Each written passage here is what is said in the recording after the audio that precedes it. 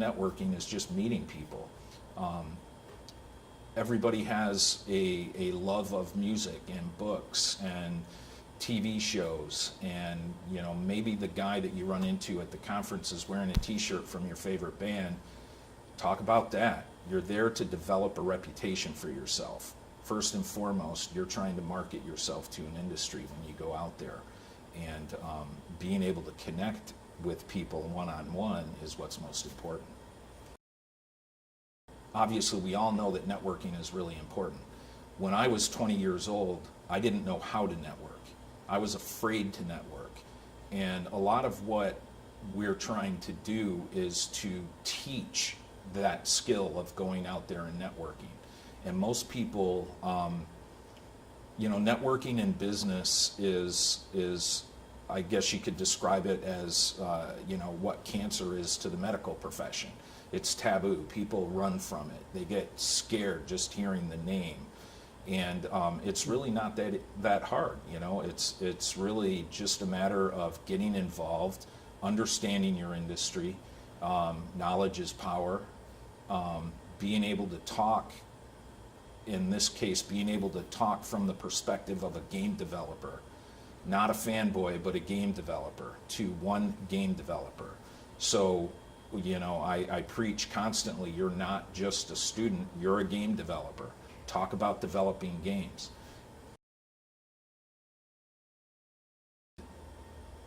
Trying to get a sense of what they want to accomplish helps me to guide them towards what it is they need to be doing in order to make those things happen. Now, however, I'm the barometer of truth as well. And that doesn't mean that I want to squash dreams, because I don't. I want to see people go out there and live their dreams. However, if they come in with a very unrealistic expectation of what they're going to need to do to be successful with their goals, I feel it my job to educate them on the realities of what they're up against. Having a diploma is not going to just walk you through the doors of a AAA game studio like Bungie or Rockstar. You oftentimes have to get noticed. You oftentimes have to prove to them, not necessarily from a technical point, but from a professional point of view, that you're a guy or girl that will fit in with their culture. And being professional means showing up on time, getting along with your teammates, being a good communicator. These are the attributes that companies mention to me more than any technical skill when I ask them what it is that they're looking for. I think the emotional state of the majority of students that I work with when they first come into my office for career advice is bewilderment, fear, and uncertainty. The program here at Full Sail, being as rapid as it is, doesn't often give many of them the time to think about life after school. So they come to see me maybe 2 or 3 months prior to their graduation. This is the first time they're starting to think about what they're going to need to do to get a job. They've never had to build a resume before.